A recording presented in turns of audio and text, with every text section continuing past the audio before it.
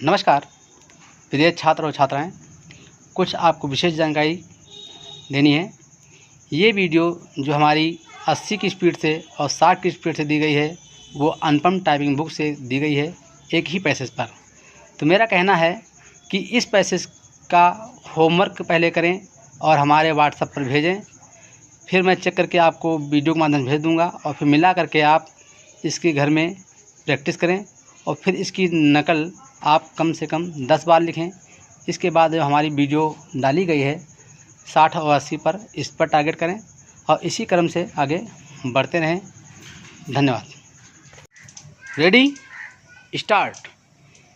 पिछले दिनों यह बात सामने आई कि समृद्ध यूरेनियम बनाने संबंधी अनुसंधान को इसलिए उत्साहित नहीं किया गया क्योंकि भविष्य में हमारा नाभिकीय विद्युत कार्यक्रम प्राकृतिक यूरेनियम का ही उपयोग करेगा।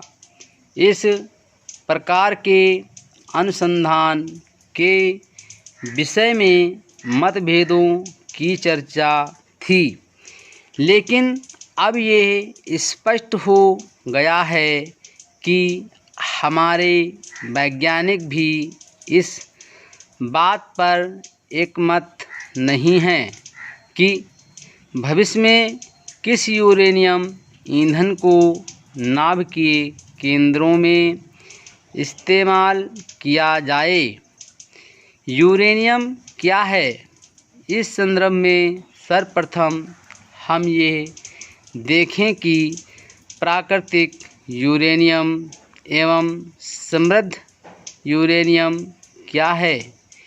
यूरेनियम प्राकृतिक रूप में हमें ऑक्साइड के रूप में मिलता है और इसमें यूरेनियम 235 एवं यूरेनियम 230 पाए जाते हैं।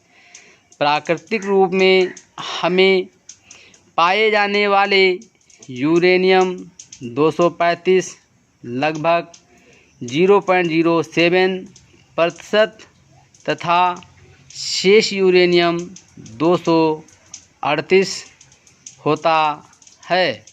यूरेनियम 235 ही प्राकृतिक रूप से पाए जाने वाला एकमात्र ऐसा तत्व है जिसे नाभिकीय विखंडन में उपयोग में लाकर ऊर्जा प्राप्त की जा सकती है। यदि प्राकृतिक यूरेनियम में यूरेनियम 235 की मात्रा बढ़ाई जाए जो नाभिकीय विद्युत बनाने में ईंधन के रूप में काम आ सके तो इसे यूरेनियम समृद्धीकरण कहते हैं। कई बार यूरेनियम 238 को कृत्रिम तत्व प्लूटोनियम 239 में बदला जाता है जिसे नाभिकीय केंद्रों में काम में लाया जा सकता है। इस प्रक्रिया में स्पष्टतया यूरेनियम 235 मात्रा को अधिक करना होता है। तारापुर नाभिकीय केंद्र के लिए हम जिस समृद्ध यूरेनियम का आयात कर रहे हैं उसमें यूरेनियम 235 की मात्रा 2.7% होती है। भारत के तारापुर परमाणु बिजली घर के लिए जो समृद्ध यूरेनियम अमेरिका से आयात किया जाता था वो इस श्रेणी में आता है, लेकिन अमेरिका भारत को नीचे गिराने तथा विश्व में अपनी चौधराहट को कायम रखने के लिए उस पर रोक लगा दी है, जिसका सीधा तात्पर्य ये है कि वो भारत के परमाणु कार्यक्रम की देख रेख अंतर्राष्ट्रीय एजेंसियों से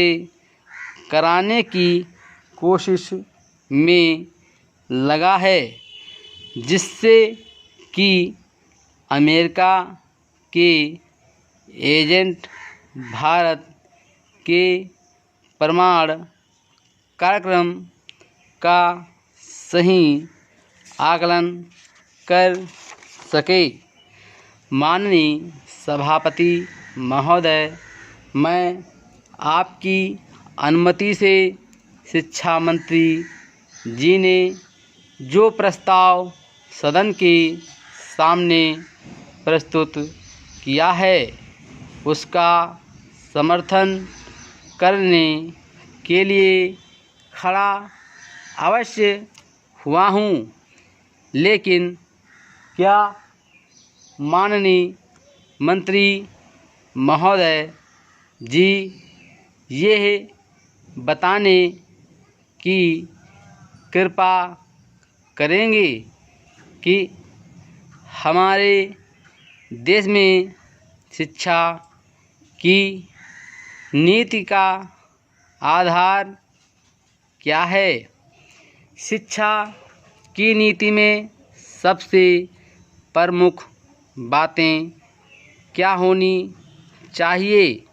इस संबंध में मेरे विचार इस प्रकार हैं कि अपने देश में वे तमाम बच्चे जो पढ़ना चाहते हैं या जिनके माता पिता पढ़ाना चाहते हैं, उनको शिक्षा प्राप्त करने का अवसर सुलभ होना चाहिए। दूसरी बात यह है कि हमारे देश के गरीब लोगों के लिए शिक्षा सस्ती होनी चाहिए। और तीसरी बात यह है कि शिक्षा मिलने के बाद इस बात की गारंटी होनी चाहिए कि जो लोग पढ़ लिख कर निकलें उनको किसी न किसी काम में लगाया जा सके। मेरा आशय ये है कि शिक्षा नीति को इन 3 कसौटियों को ध्यान में रखकर व्यवहार में लाया जाना चाहिए। क्या शिक्षा नीति यहाँ की सस्ती है? क्या सभी को सुलभ है? तथा क्या वो रोजगार तलब है? मान्यवर, इन 3 कसौटियों पर विचार करने के बाद हम इस निष्कर्ष पर पहुँचेंगे और यह सदन भी इस निष्कर्ष पर पहुँचेगा कि ना तो शिक्षा सुलभ है, ना सस्ती है और ना ये रोजगार तलब है। आज शिक्षा के अंदर भी वर्ग बने हुए हैं। क्या शिक्षा हाई क्लास के लोगों के लिए है जो कि उन लोगों को पब्लिक स्कूलों के माध्यम से दी जाती है और वहाँ पर जो बच्चे पढ़ते हैं उन पर कई सौ रुपये प्रतिमाह व्यय होता है। दूसरी, शिक्षा कामन विद्यार्थियों के लिए है। साधारण विद्यार्थियों के लिए है। साधारण विद्यार्थियों का अर्थ है गांव के गरीब बच्चे जहां स्कूल में टाट पट्टी भी नहीं है तथा बैठने के लिए भवन भी नहीं है। वहाँ पर किताब भी नहीं है। जहाँ पर ब्लैक बोर्ड भी नहीं है। इसके अतिरिक्त इसमें से कुछ ऐसे स्कूल भी हैं जहाँ यदि जगह है तो वहाँ मास्टर नहीं है। इस प्रकार यहाँ शिक्षा की ये दशा कर दी गई है। एक शिक्षा उच्च वर्ग के बच्चों के लिए है तथा एक शिक्षा साधारण वर्ग के लोगों के लिए है। इस तरह शिक्षा के क्षेत्र में हमारे देश और प्रदेश में जो अन्याय हो रहा है यह बात हमारे सामने कई वर्षों से चली आ रही है।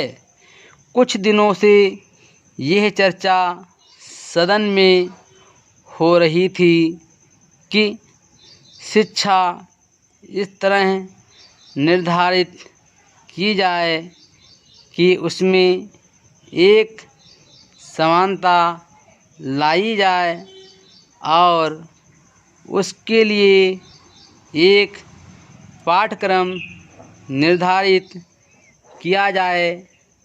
Full stop.